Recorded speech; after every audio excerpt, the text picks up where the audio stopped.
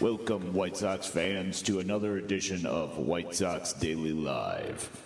Here are your hosts, Ian Eskridge and Danny Miller.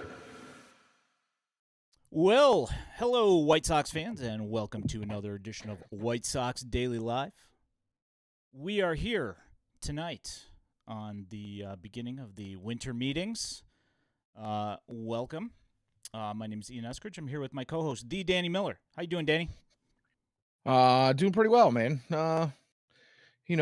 Like you said, just waiting for some of the big news that we're expecting to hear here at this year's winter meetings. Not expecting a huge amount from the White Sox this week. But baseball's baseball, man, and as teams shift pieces, it will affect us in one way or another.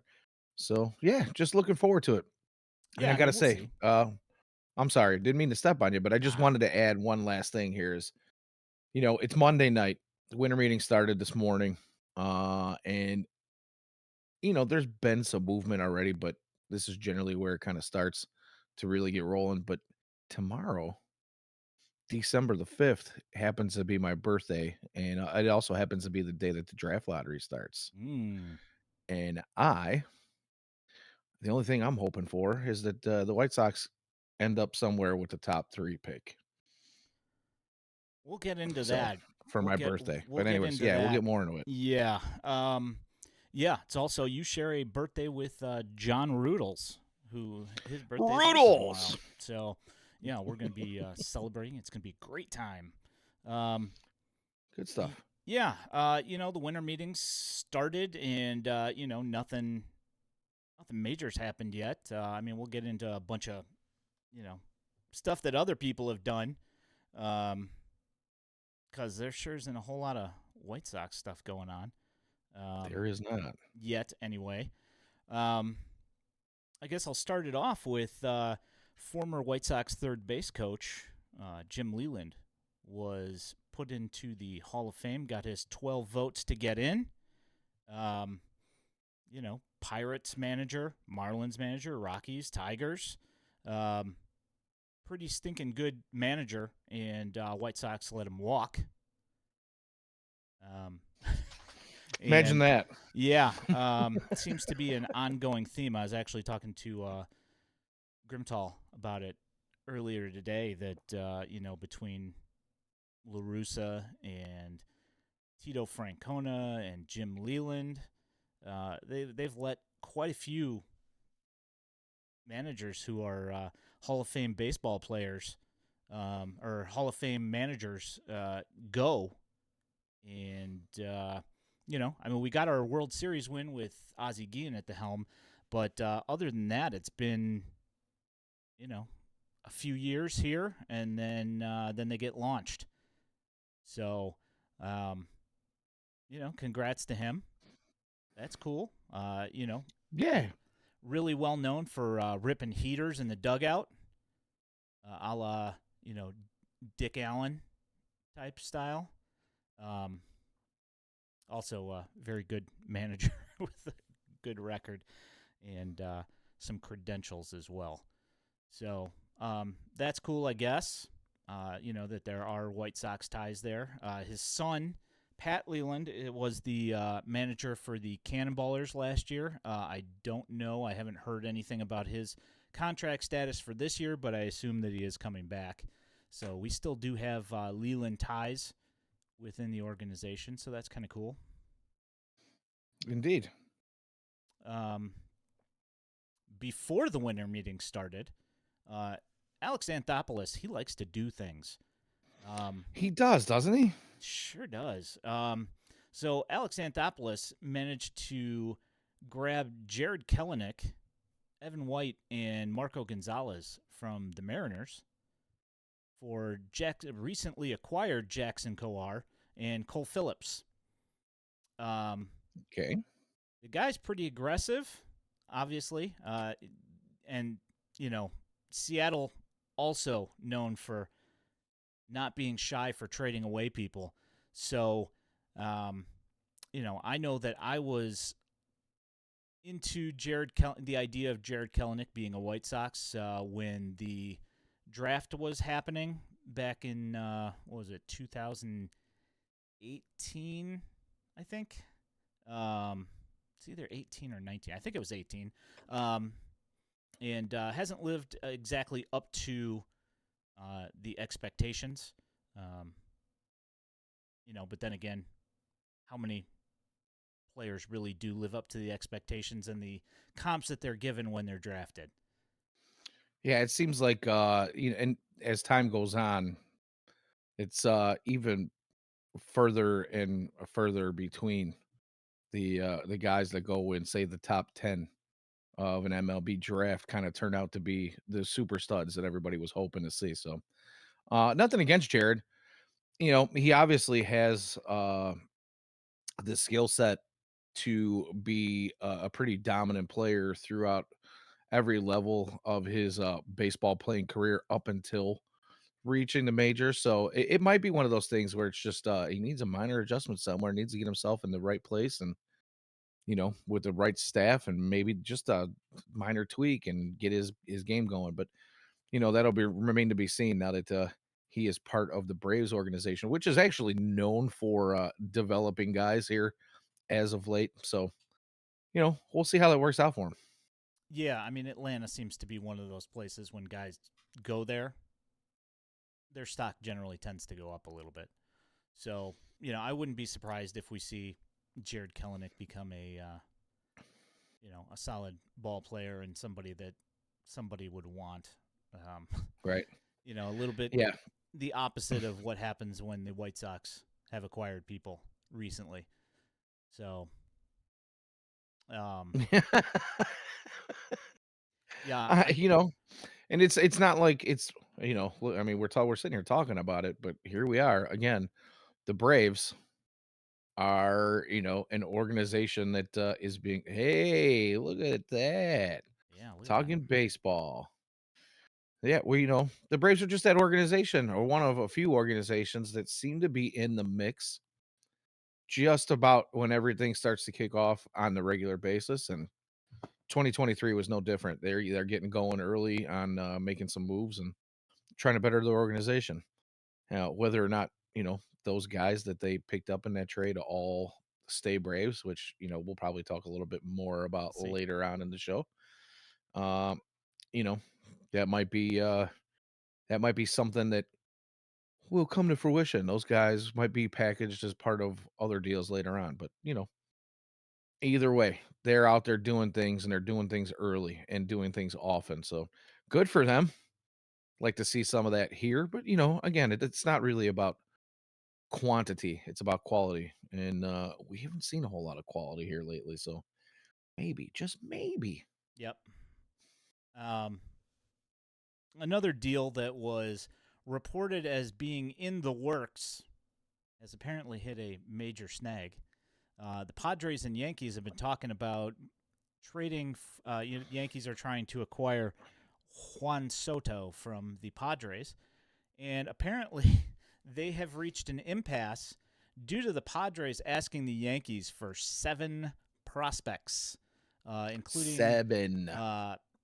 several of their top prospects and Michael King as well. I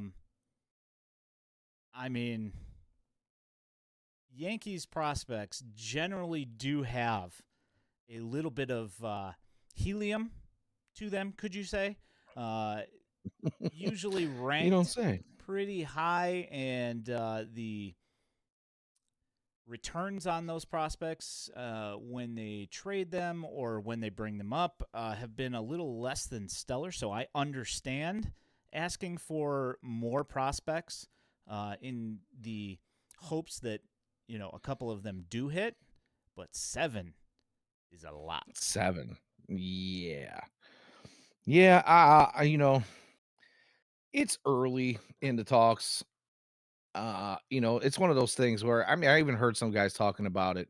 Now I know Dan O'Dowd is not exactly everybody's favorite former GM, but you watch some MLB Network, and he might not have been the best GM, but he'll say some things that, to the general public make a little bit of sense. And when asked when teams come out or it makes its way in through the media that they're in discussions, an offer has been made. He was asked, how far into the process is that? And he's like, really, it's the beginning of the process. It's maybe not the very first part of the process, but it's the beginning of the process. And when you throw out, something like 7 prospects, of course you're going to hit a snag. But if you're a GM, you're going to try to do the most to get the most out of it. I'm sure there'll be counter offers. If you're a serious contender for a trade piece, obviously there'll be a little bit of back and forth. So what's being leaked to the media is probably days old, I'm guessing, or at least, 24 hours old, and there's been some firing back and forth. And again, if I'm in a sales situation and somebody comes at me and says, here's a here's a 2003 Ford Mustang with 189,000 miles on it. We want $60,000. I'm going to laugh in their face, right? And I may feel so disrespected that I don't want to talk to you anymore. But we'll see if that plays true with MLB GMs. Well, I mean, my main thing here is that Juan Soto is a free agent in 2025. You get 1 year of Juan Soto, and you're asking for 7 prospects in return for 1 year. Yeah. Yeah, that's you're probably going to get laughed out of the building every time on that. Yeah, when you say bold strategy, um, Hey, I hope it works out for him. yeah, we'll see if it works out for him, Cotton. Um, pretty insane. So next up, the winter meetings have actually started as of today, and news has come out that the Brewers have made a couple of signings as well. They've signed Wade Miley, and apparently they're in agreement with Joe Ross as well, who's been a major health issue kind of guy. He's had Tommy John and been out a bunch. When he's there, he's generally looked really good until he's gotten hurt. So I don't know. We'll see. What happens. What's up, Draft 904? How you doing? I mean, we'll see what happens with him if he can manage to stay healthy. But that was one thing they've been talked about shopping all of their high-priced or in the future high-priced starting pitching, and we knew that they needed to shore up their starting pitching. So, I mean, I guess this kind of moves them in the correct direction. I mean, Wade Miley generally puts up innings, but Joe Ross is, I don't know, man. That's a pretty rough one. Yeah, no disagreement even here. Yeah. And also, Brewers also making noise. Now, you remember Luis Robert and his extension before he had played. The Brewers have gone out and made the I wouldn't say necessarily the consensus number 2 player in for all of the draft publications, but Jackson Chourio is really highly rated, along the same lines of a Luis Robert. Being a umpteen tool player, having all of the skill sets, and so they have signed him to a record-breaking 8-year, $82 million extension. Indeed. Insane. We've seen a little bit of we've seen a little bit about how that plays out here on the South Side because as you mentioned, up until this point, the White Sox owned the top 2 contracts ever doled out for players that had never played a single inning at the MLB level, and one of those being both of those being guys who have not either A, seen the field enough to live up to the payday that they've gotten, or B, have produced in a way that you would hope for the payday that they had gotten. And at the time, we as White Sox fans thought, here's kind of a new strategy, for Sox fans, because if these guys do kind of produce and do the things that they're supposed to do, you're probably going to get a huge discount, right? Because they're basically taking their rookie contracts away and getting them on extended contracts that aren't superstar numbers, but you're hoping these guys produce at superstar levels. Didn't really quite work out. It almost seemed as though, all the guys that got extended early with the White Sox kind of said, well, you know what? I got my payday. I'm set. I can just kind of take it easy and kick back. And the Brewers are probably getting out there and saying, you know what? We're confident that Jack Churio is not going to do that kind of thing. This guy is going to, the heart of a warrior. He's going to come out and he's going to do everything he can to produce and maybe even get himself one of those, huge 3, 4, $500 million contracts somewhere down the line, as we're seeing that, some of these big names getting, every year here lately. What do you think? I mean, the crazy thing is that not only is it 8-year, $82 million, but there are unspecified escalators and incentives in the contract that could get him up to $142.5 million. Oh, I had not heard that part. That is Yeah. quite interesting. Yeah, so I mean, there is, this is one thing that the White Sox did not do, which was put in motivation for said players. And I mean, Right. when you're an MLB caliber baseball player, I would like to think that motivation should not be an issue. No, it should I would not. like to think that. Now, as we've seen with various White Sox players, that there has been a question of motivation for Yoan Moncada, Eloy being one of those guys that's always hurt and doesn't seem particularly motivated to stay on the field and get into shape. I say what you want about either of those things. I think that a lot of people like to say that somebody's not motivated just as an easy way to, I don't know. Cover up for the fact that maybe they weren't as good as we thought they were. Well, I mean, there's that, and there's also, sometimes there's racial overtones, and stuff like that, and you say what you want about it. I don't say those kind of things. But injuries can be the luck of the draw kind of thing as well too. Yeah, of course, and let's just hope that for the Brewers' sake, I hope that is not the case. I've watched him quite a bit as he's been coming up, as a couple of his teams have played the White Sox minor league affiliates, and he's very good. And I will say, actually, generally when he plays the White Sox affiliates, he has not done really all that well. They've seemed to be able to figure out a way to kind of put the reins in on him a little bit. Not those kind of games where he's, hitting 2-3 home runs in a game, which, if you've looked up highlights for Jackson Churio, he has a skill set enabling him to do that, and he did not do that against White Sox affiliates, so that's nice. I mean, I guess if we're gonna take a win anywhere, we'll take that one. I mean, gotta take. We don't have really much to go on here lately. Yeah, I mean, not at the major league level.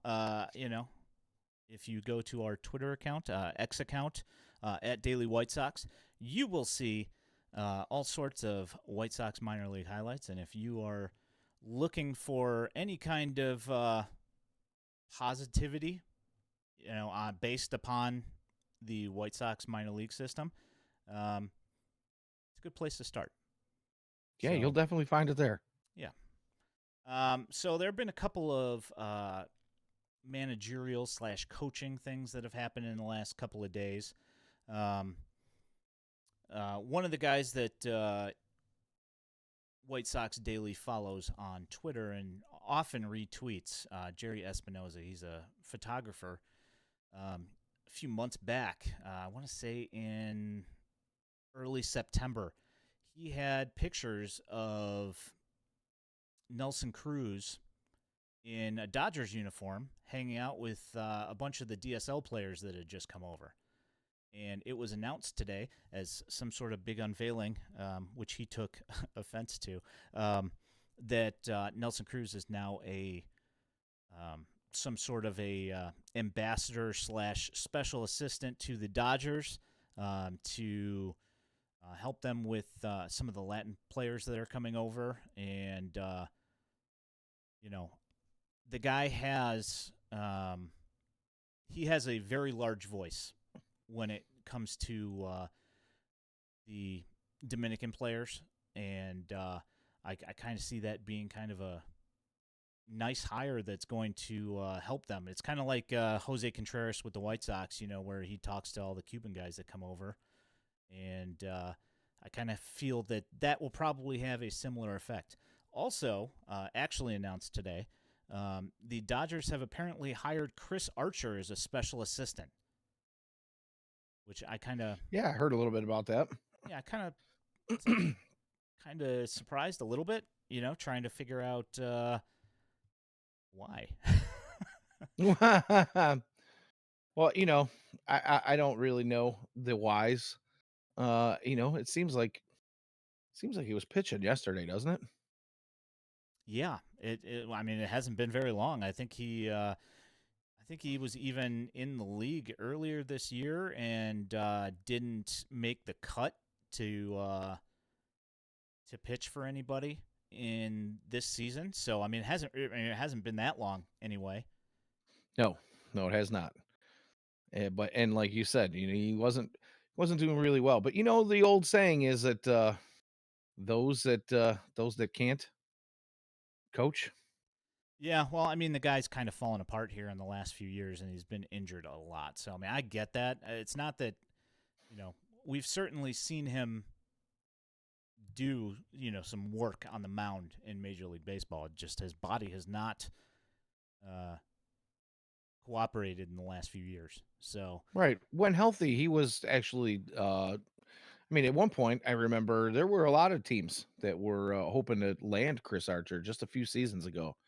But like you say, injuries kind of curtail that interest, and he just isn't able to do and produce in the way that he once did. So, the body doesn't let you do what you were meant to do, but the brain still works. And again, he could be another one of those guys. It's voice in helping some of these, especially now. We're talking about, like, look, let's just compare this to what we've been talking about with the White Sox, right?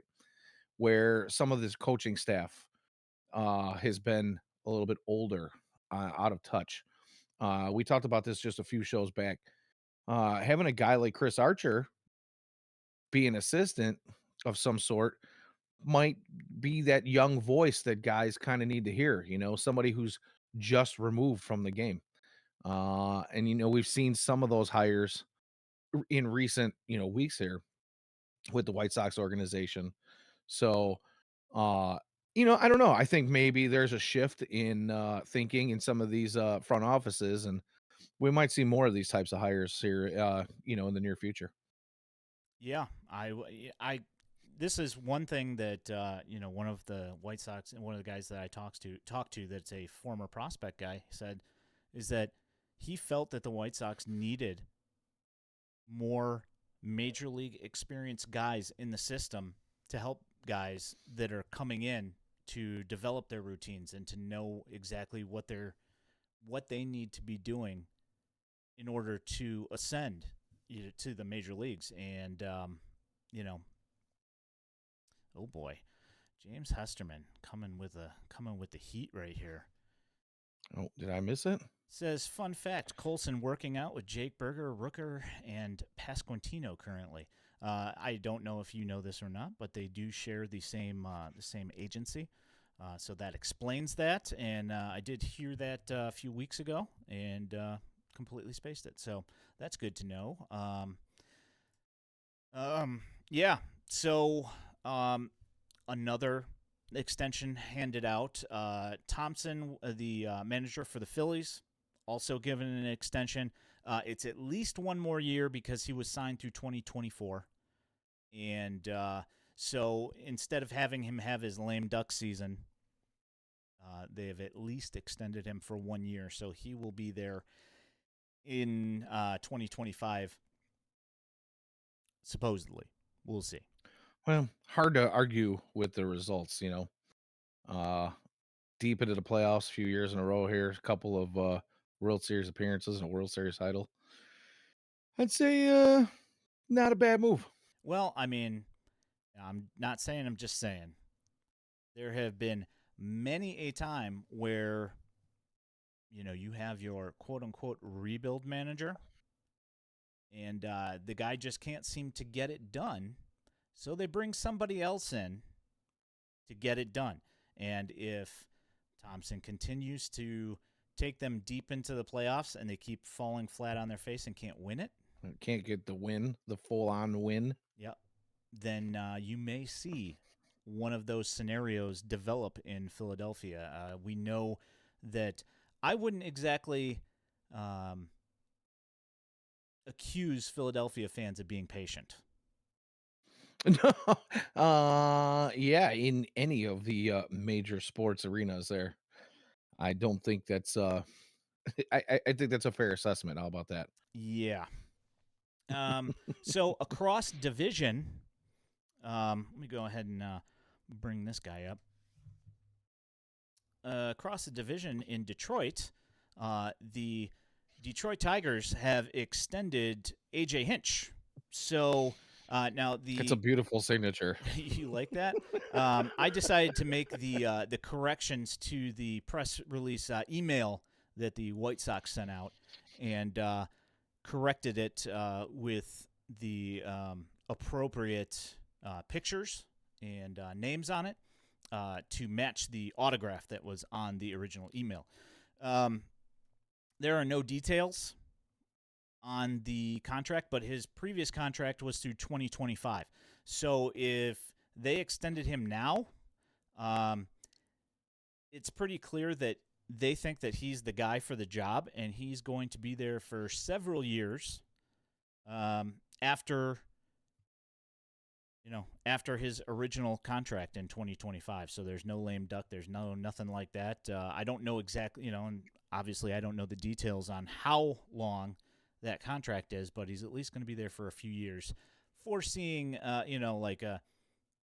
any weird circumstances. Speaking of weird circumstances, today was the anniversary of Omar Vizquel being hired by the White Sox to manage the Winston-Salem Dash. So there's that.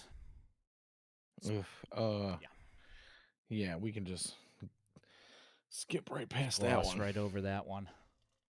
Mm-hmm. Yeah, but just getting back to the AJ Hinch thing, I think one, like you said, it signals that they believe he is the man to be he's just the best that they can put in place to get the job done for what they see as a successful future. But two, I think it also tells me that if you were going to be able to throw enough money on the table to extend AJ Hinch, because I'm sure AJ Hinch knows that he's a sought after manager, right? And obviously bring some really good postseason experience, albeit asterisks and whatnot you want to throw at it. But to me, I would think that they must have came at AJ and said, "Here's a boatload of money because we are going to build you a team to do exactly what you did in Houston." So, I don't know. We might have to strap it in, Sox fans. And let's be honest. Dombrowski is not a guy who is afraid to go out and make some moves, right? So, I don't know. We might see some competition to the north and east of us here over the next few years, and it won't just be a Cleveland team trying to scrape and claw away at just enough to win a Central Division, or a Twins team that's going to do just enough to win a Central Division, or a White Sox team that thinks they can run away with the Central Division and fall flat on their face. So I don't know. You can read between the lines, or you can just say, yeah, they probably threw a bunch of money at him, and that's that. I don't know. Yeah. Speaking of the Cleveland Guardians, has been floated out there that they are listening to offers on Emmanuel Clase, which is interesting. I find possibly that to be, the best closer in baseball right now. Yeah, no, I mean, I just find it kind of strange, you know. Like why it's definitely worked for you. I mean, I guess if you're getting some, boatload of prospects for them, I get it. I just, like they're always trying to not spend money, always, and Right. always seems to work out so well for them. Did you happen to see Pedro Grifal's outfit for his presser at the winter meetings earlier today? I might have caught a very small glimpse. Yeah, Let me go ahead and bring up but a picture of that. See if I can get it. Am I going to get it? Hide that. There we go.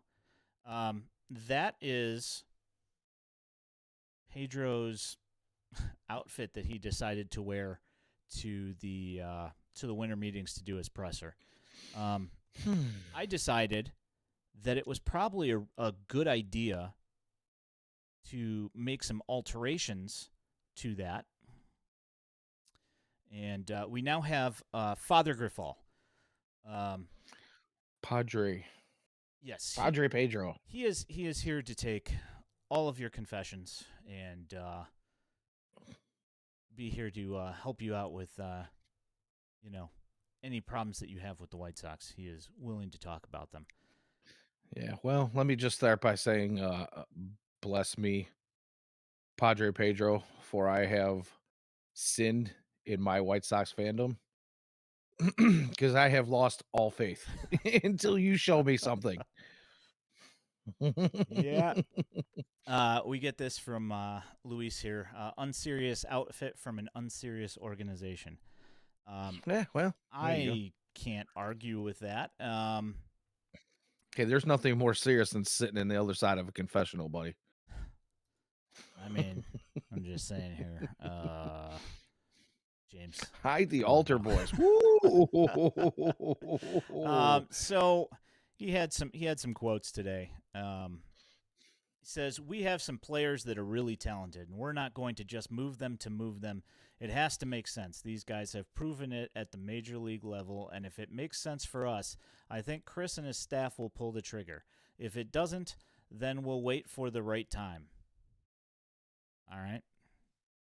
So, this is one thing. This is going to be a kind of something that you hear several times here in the next couple of quotes here, is that they're trying to make it seem like they're not going to be trading people because they don't need to.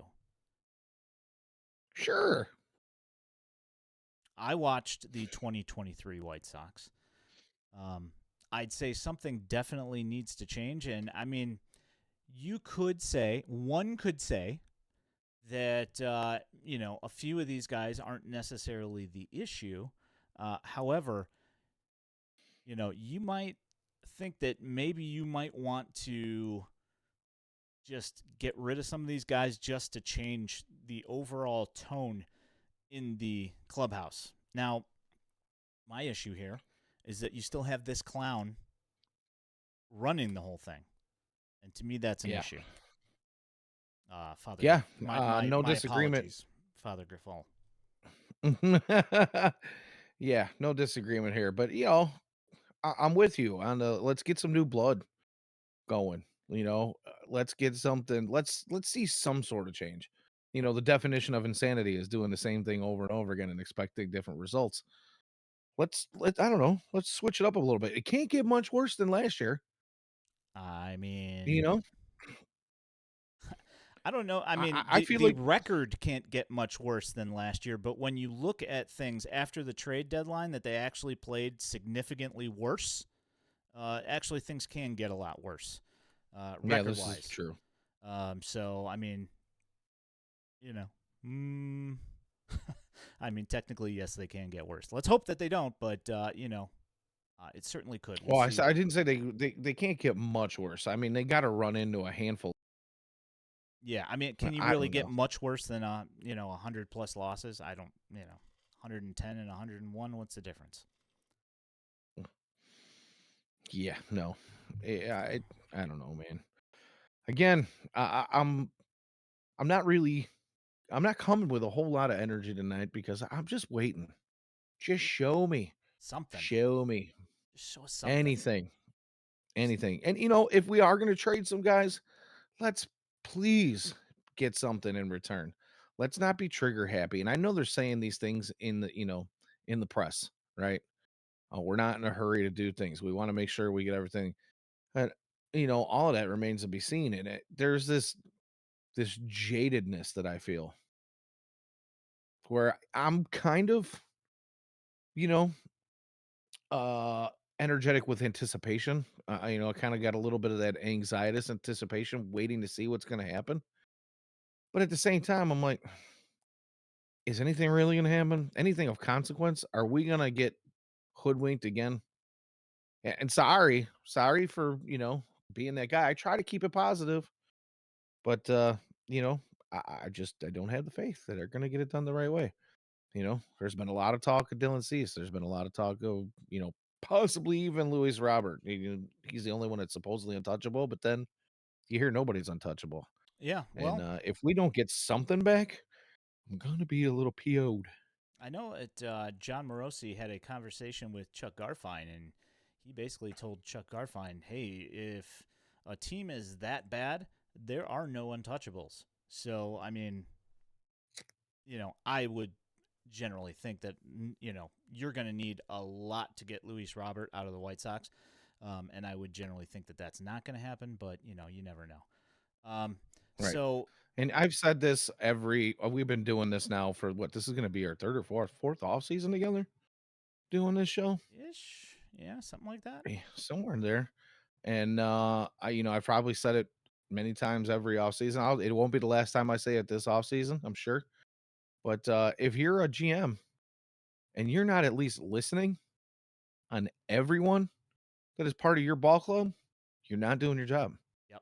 Nobody says you have to trade anybody. You don't have to trade anybody. You don't have to do anything you don't feel comfortable with, right? But you should be listening on everything, because if somebody's going to offer you a monstrous package, absolutely gargantuan package for Luis Robert, you may have to take that. I mean, I guess, yeah. Talking about gargantuan packages. It's interesting. Okay. So That may be a bad choice of words.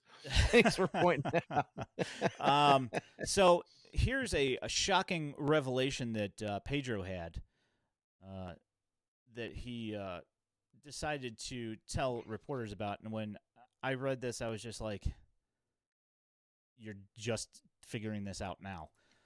One of the things I learned last year is that we played a game that doesn't win in the big leagues.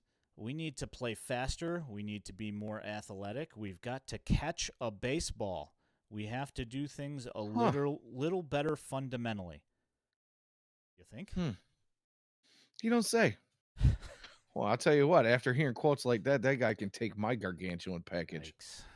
Yeah. I mean there I Beefloaf did a little stream on Saturday morning. I don't know if you had a chance to check that out. He outlines a few reasons why Pedro Grifol is still around, and I understand it. I understand his points. Still bums me out, regardless. Yeah, I'm with you. I mean, you can take the whole 1 year. We don't want to be one and done. Injuries, bad clubhouse vibe, bad, you know, bad apples spoiling the bunch, whatever. I don't know. None of that really behooves me. I watched the games. I saw the in-game decision making, the pitching moves, the pinch running and pinch batting and defensive replacements or lack thereof, like all of those things, bunting in situations that don't call for bunts. I was like, are we watching Tony La Russa's numbers again? Did did he just grab those binders from Tony La Russa and say, these are the analytics I'm gonna use? Thank you. Yeah, It felt much of the same. he did a lot of really questionable things when he was at the helm. And I mean, generally, yeah, you will see a lot of improvement in between year 1 and 2 for a new manager, but I don't know. I have a hard time believing in Pedro Grifol, but I don't make the payroll decisions, and that is who is going to be leading the White Sox charging into 2024. Ooh, yeah, charging my credit card for beers and tickets and parking. Mm.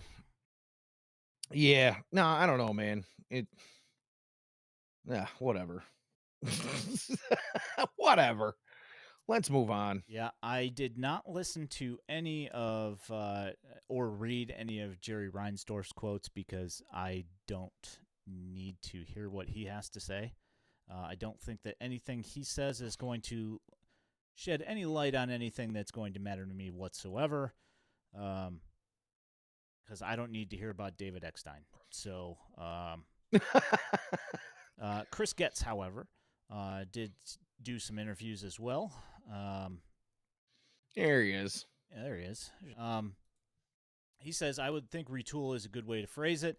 I say that because we do have talent on this roster. Obviously, it hasn't worked, so you've got to be creative and find ways to improve it. We talk about the makeup and the chemistry of the team, or certainly add depth or acquire players who are flat out better.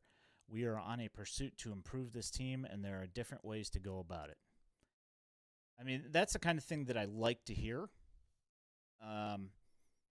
And I would say that fundamentally the team has probably gotten better defense-wise, but offensively, I certainly wouldn't say that they've gotten better. No, the ceiling has definitely gone down offensively. That's if we're going to talk about anything. Like, obviously a lot of the current guys on the roster have not performed all that great to begin with. So getting at least the same out of some new guys is probably not that far of a stretch, but you definitely have taken the ceiling down quite a bit. Yeah. The issue being that we've watched this team basically since probably about midway through 21, and we've watched the offense be stagnant and very inconsistent or consistently uneven. It's either Consistently 3 runs. inconsistent. Yeah, it's 3 runs or 7 runs, and and most of the time it's 3 runs. It's not been pretty. So I maybe if you want to wear some rose-colored glasses, maybe having some contact guys like a Nicky Lopez or a Paul DeJong around, maybe that helps the rest of the guys in the lineup have some guys hopefully on base to drive people in, or Paul DeJong can hit some home runs and maybe drive some guys in. But I don't know. I mean, everybody else on the team has to stay healthy, which has been an issue. There's still a couple of glaring holes at catcher and right field. And I'm not sold yet on the Corey Lee experience. Nor am I.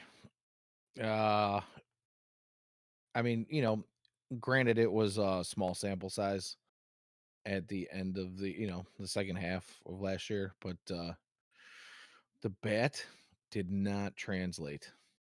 It did not. Like at all. At all. And he wasn't even the greatest of receivers. Yeah. Behind the plate either. So, you're kind of hoping that you get something, maybe I don't know, who knows? Maybe they go with the Carlos Perez experience instead. Yeah, that's the thing that worries me is um the defensive part of the equation, you know, is that he's billed as a guy that's supposed to be a defensive first catcher who does run into the ball occasionally with some power. And the thing that's always, that a bunch of people said about him in the minors is that when he sells out for power, the batting average in OBP is going to drop. And, we didn't see either side of power No. on one side or OBP and batting average on the other side. We didn't see either side with that very limited run. And I know he was coming back from injury, and there is that, and it might take him a little bit of time to get back into things. But yeah, that was rough. I mean, It was. we do have a couple other guys in the in AAA, and Carlos Perez and Hackenberg that are, Well, we know Hackenberg can swing it, right? well, I mean, With some power, anyway. well, see, the thing is that this year, in 2023, Adam Hackenberg decided to work on being a contact hitter a little bit more and worry about his power a little bit less. And I'd say that the bat to ball did get better, but you did see power reduction from him, which is, is fine. I'm perfectly. If we get Jason Kendall, where defensively a plus, can throw the ball real well and hit singles and doubles, I'm fine with that. But Yeah, I'm me not too. saying that's what he is, though. No, not at the moment. Yeah.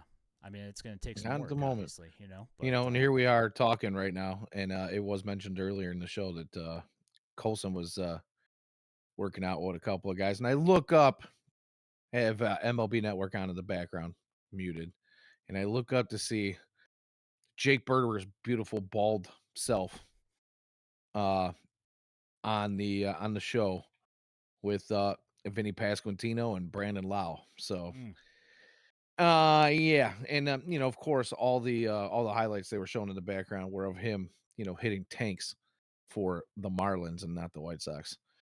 So yay. well, I mean, he hit more for the White Sox than he did with the Marlins, but, I digress. Hmm. So the Dylan Cease thing has been kind of like a hot button issue about what they're going to do with him. He says there's certainly no urgency to move Dylan Cease. And just like I've said from the beginning, if there's an opportunity to help our club, both near term and long term, we'll look at it. But we're talking about one of the best pitchers in baseball. And he continued, right now, we're not very close.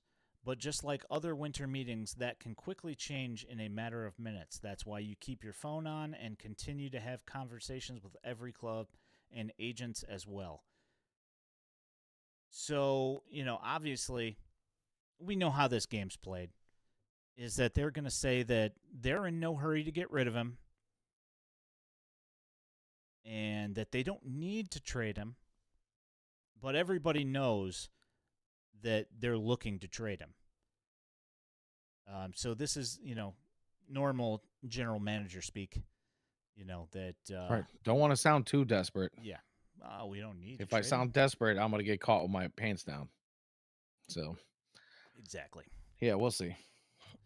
Yeah, exactly. I kind of figure that that it's only a matter of time until he does go. Now, I don't know whether it's going to be, during the winter meetings, after the winter meetings. I wouldn't have been surprised if it had been before the winter meetings, because I know that a bunch of people are looking to upgrade their rotations. So there have been quite a few rumors, and I kind of wanted to gauge your feelings on if the White Sox do trade Dylan Cease. One of the rumored teams that have been linked to Dylan Cease is his hometown Atlanta Braves. and their farm system is generally, at least at the moment, is generally pretty pitching heavy. And Right. you have teams like the Orioles and the Reds that do have some position players available. Ideally, if you were to make a trade with one of these teams, would you uh, going off of his quote, would you go more helping in the future, helping now, or would you go pitching or position players? Ideally, if you had a choice, where would you go? Well, I mean, me personally, I, you know, we've talked about this a little bit too. Is we just endured some of the worst White Sox baseball that we have seen in our lifetimes during what was supposed to be, the flat out be all end all of rebuilds. And I personally would rather not go through another 6 or 7 years of baseball hell if it can be prevented. So I'm kind of looking for in return. I would like to hope that we're getting guys that are, if not already, maybe getting some short cups of coffee at the major league level. I want guys that are close to MLB ready. Um, and pitching, I feel like is one of those things where the White Sox develop bullpen arms really well, but we don't have any kind of starting rotation right now. If you're really looking at it, I mean, you got Michael Kopech returning, you got Tuki Toussaint returning, Jesse Schulten's returning. You kind of hope that Davis Martin can, be healthy and do some things at some point. But I would like to get some, maybe one really good pitching prospect. But the Sox have this terrible penchant for not being able to develop or get the most out of their on-field prospects, right? So why not steal somebody from somebody else's organization who's close, who's had that best development possible? And we brought up that Seattle trade with the Braves earlier, and I said, I happened to mention that some of those guys might not be there. And the Braves have pretty much come out and said that Marco Gonzalez, when they acquired him from Seattle, was not going. I mean, they've already said it. He's pretty much not going to be a part of our organization for very long. So they're looking to deal him. Do you want him as a White Sox? Do you want him part of the package? Maybe. I don't know. Doesn't really jump off the paper at me, but you know, the Braves, they're just they've got a lot of guys that you could choose from, right? But it's going to have to be a decent package deal. And I don't even know who I would throw in there, but I think I would lean more towards pitching coming from them just because they're kind of stocked tight pitching wise. Now, if we were to look at some of the other teams that you mentioned there, and I know there's one you're chomping at the bit to get to, but I'll wait for you to be ready to throw that out there. But yeah, I'm leaning more towards pitching when it comes to the Braves. How about you? I'm personally, I am of the opinion that the White Sox have some promising arms in the system. Noah And Schultz. yeah, I mean, among others, I mean, you have a bunch of guys. I mean, there's there's a ton of guys down there, and they're all generally pretty well regarded guys. And you had guys come on last year that you weren't expecting to see do certainly not what they did, and some of them you weren't expecting anything out of. And yes, the rotation this year is looking pretty grim, especially if you get rid of Cease. But I kind of think that I would go in the position player market more so than I would in pitching, just because I think that the White Sox have a lot of guys to at least put out there. and see if they can do anything. You Okay. know? And as All you're right. as you're not expecting in 2024 that necessarily that that you're going to. I mean, they can say what they want, but in They're not 2024, going to compete. yeah, in 2024 you don't expect them to compete. So I mean, you have a bunch of guys that are going to be in AAA probably to start the year because they need to move some of these other guys up. Um, so unless you're getting a real stud starting pitcher return, I would think that they would probably try and get something that's a little bit closer, i.e., a Heston Kjerstad or something along those lines.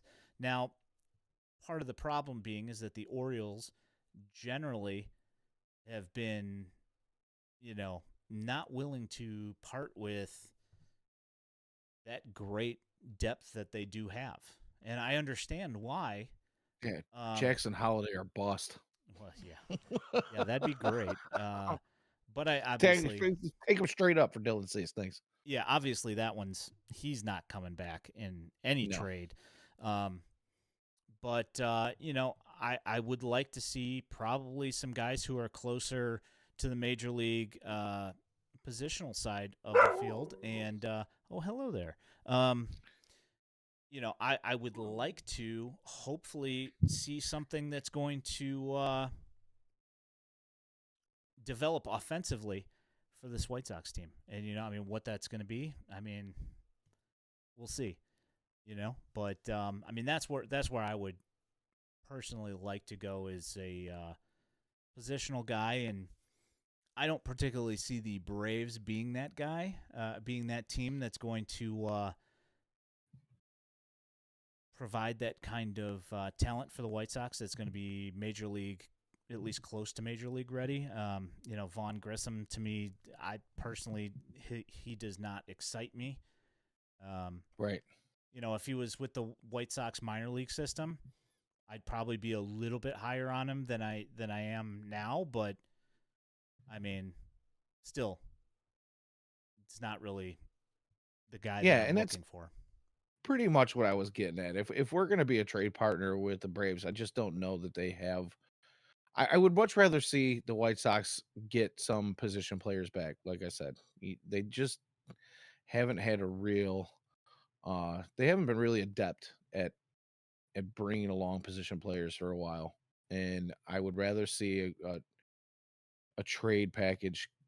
Have at least one or two guys that are close, that are position players, because you got to hope that these other organizations did the job for you, right? And I just don't see the Braves being that organization that has those guys that are close to major league ready for the White Sox. I would rather see them be trade partners with, like you said, Baltimore. There's a laundry list of guys over there that could help the White Sox in their system that are close.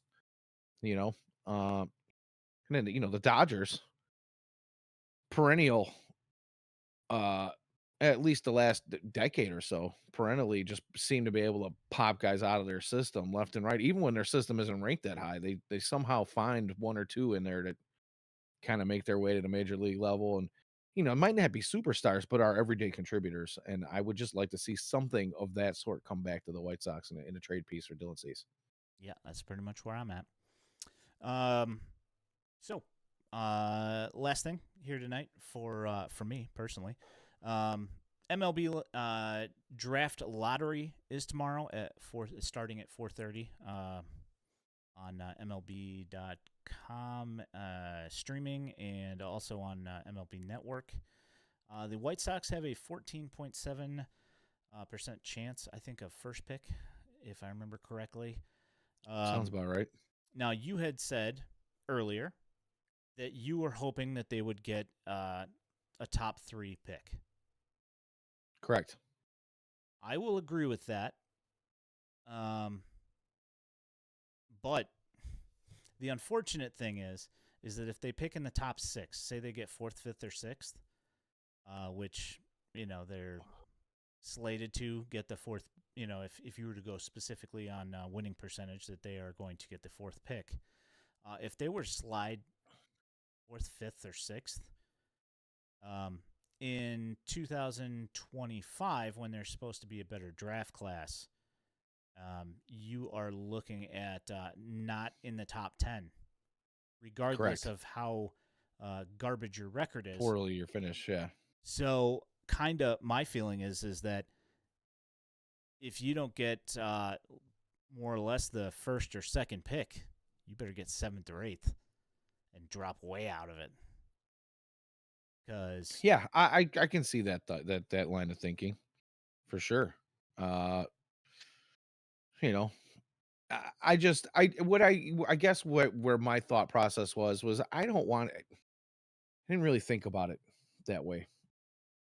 The way you're putting it out there. I was thinking about more of the fact that, as these lottery things go, often you can see a team that finished in the bottom 3, in other pro sports, obviously, because it's going to be the first time that the MLB is doing this. But you can see a team that finished in the bottom 3, and all of a sudden they drop down to, 5th, 6th, 7th, 8th in a draft lottery. And that kind of stings a little bit, right? I mean, it's one of those things. It's like if MLB had kept in the traditions that it had been using for years, where, you know, you're the bottom team gets the number 1 pick in the following draft, and the White Sox should be picking, well, I think it was what, 3rd or 4th 4th, yeah. as far as, yeah. So normally I wouldn't want to see them fall below that, because that guy, it's like, that's just adding insult to injury, right? Yeah. And that was just kind of my thought process. But now you're right. Now thinking back to the way they have this draft lottery set up, if you do fall within the top handful of picks, then your eligibility for the following season becomes almost a moot point. You know what I mean? Yeah. And I think there's even some kind of 2-year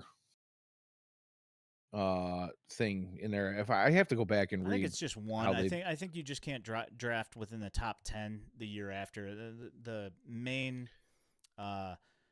the one team who is really in a rough spot with that is the Washington Nationals. They did pick 2nd last year, and they got Dylan Cruz, which is fantastic. However, the issue being is that their system is not fantastic. I wouldn't say it's barren, but they're not one of the top systems, and they don't look like they're going to be doing.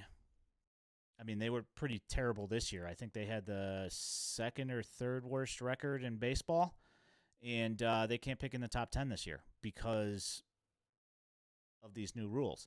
And it's not necessarily that they're tanking. They just, they traded Soto, and they just don't have a lot. They just don't really have a whole lot to bring up, really. I mean, I guess they could go out there and, spend insane amounts of money. But as the White Sox have proven, if you spend $190 million, $200 million, it doesn't guarantee that you're gonna win more than 70 games. So the Nationals could go out and spend, another, like $80 million in this offseason and fill it with a bunch of, MLB retreads and spend a bunch of money. But if the talent's not there and they don't do better record-wise, even if they had done that last year and they still ended up with like the 5th worst record, they still wouldn't be able to draft in the top 10. So it's like, kind of sucks. Yeah, I mean it's tough. Like I understand like the idea of not wanting teams to tank, but on the other hand, when you get into a situation where, say you just haven't drafted well, say you can't, that like they tried to extend Soto, they tried to extend Harper, and then you have Steven Strasburg, who signs this huge extension and then just can't pitch for years. Like when you get into a situation like that, I mean, regardless of whether they make their money back via insurance, which there was no insurance on the Strasburg contract.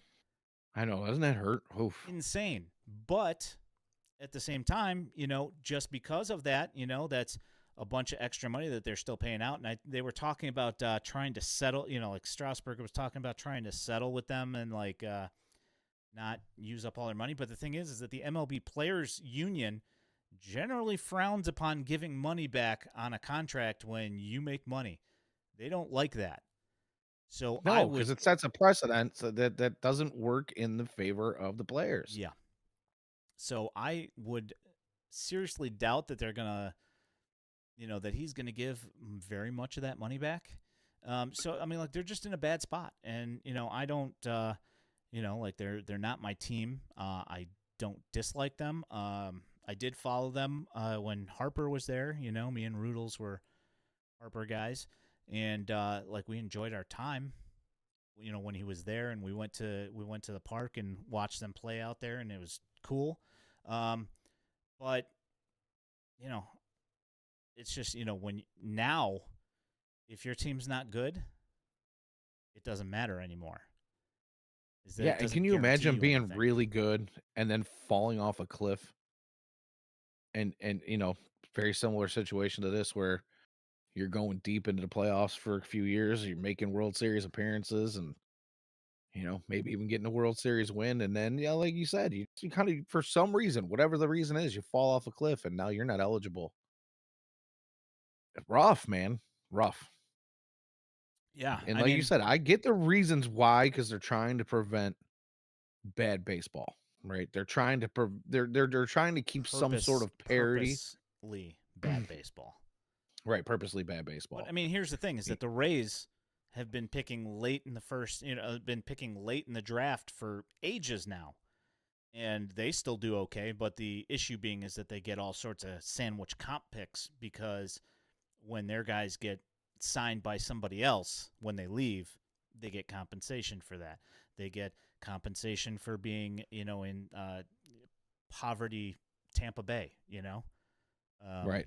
so, I mean, they're getting all these comp picks. So they're getting, you know, 2 first rounders, essentially, 2 second rounders, So, yeah, you would think that, of course, they're going to build up in the draft a little bit faster. But, say a team like a Nationals, they're not going to get that extra help. So, No.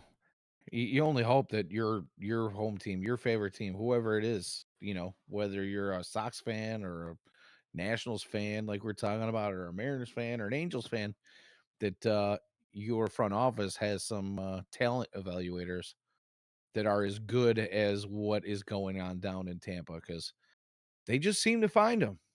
They even seem to snatch them from other teams where they're like, oh, hey, Randy, yeah. Randy Rosarina when he was traded over to, I mean that whole thing was just guy came out of nowhere. Yep. They just seem to pick up people who are talented and bring the best out of them early on in their careers right away. And Yep. we just don't we haven't seen that type of thing here on the South Side in what seems like forever, if ever.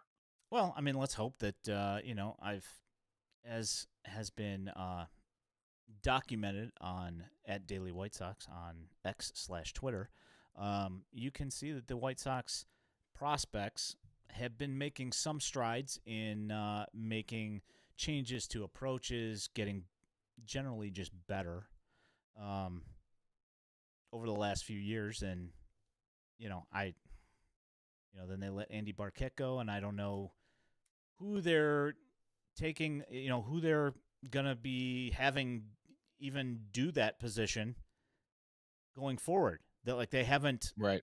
they haven't announced a replacement for that yet, and I haven't heard anything from anybody. Everybody's tight-lipped about it, which fine. Like I get it.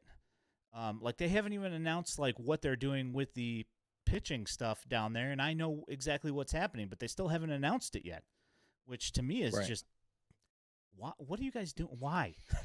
you know, it just doesn't make any sense Right. to me. I know that like minor leaguers know and all that stuff, and staff knows, but like, why not just mention it? Like put it out there, let everybody Get know what's something. going on. Right. Yeah, it makes no Yeah, sense I to don't me. understand why they play everything so tight to their chest, but they do. And you would think that a fan base that is as disgruntled as this one is, you would give us a bone. You throw us a bone somewhere. You know what I mean? You got entire stadiums full of fans chanting "Sell the team." You got guys putting up billboards in the neighborhood around your stadium to sell the team. The national media is covering people talking about sell the team. It's doesn't look good, and yet you do nothing, absolutely nothing to change that stymied aura, that stench around you. It just it baffles me. It really, really baffles me. You don't want to be the laughing stock. Oh, we're gonna come out, we're gonna compete. Baloney. But anywho, the other thing about prospects we were just talking about too is, we have been championing Mike Shirley here. But the reality is until a handful of his guys, his draft guys, come up and show us that they can do it and do what was expected of them. I mean, it's still kind of suspect on him too. His draft Yep. classes, yes, you mentioned that it looks like some of these younger prospects have cleaned up a lot of what we've become used to as White Sox fans in our minor league system and all the way up to the major league club. But until some of those guys make it, and don't get me wrong, I am beyond hopeful that that does come to fruition here in the future. But until it happens, prospects are still suspects, and that means that Mike Shirley's draft class as a whole, and Mike Shirley as himself, is still suspect. Yep. So Yep. I don't know. We'll see how it goes. Yeah, until they come up and do some damage, they're going to be viewed as just prospects until they come up and do something, and we need to see that at some point. I'm not saying anything about anybody in particular, but I mean, at some point somebody's got to come up and do something for the system to look like a success. So, at Daily White Sox on Twitter, whitesoxdaily.substack.com for written content, which there hasn't been a whole lot of lately, but you can also find this podcast there. Also, you can get this podcast anywhere where you get your podcasts. If you're watching on YouTube, please like and subscribe. Same with Facebook as well. So thank you so much for coming and hanging out and chatting, everybody. And we appreciate you guys listening and coming out and watching as well. If you are not watching, come hang out in our YouTube page and or our Facebook page or on Twitch, twitch.tv/White Sox Daily. We are generally here every Monday night. If it's not Monday, it's Tuesday, but it's usually Monday. And we appreciate you guys. My name is Ian Eskridge. For my co-host, the Danny Miller, you guys have a great night, and we will talk to you guys next week. Thank you.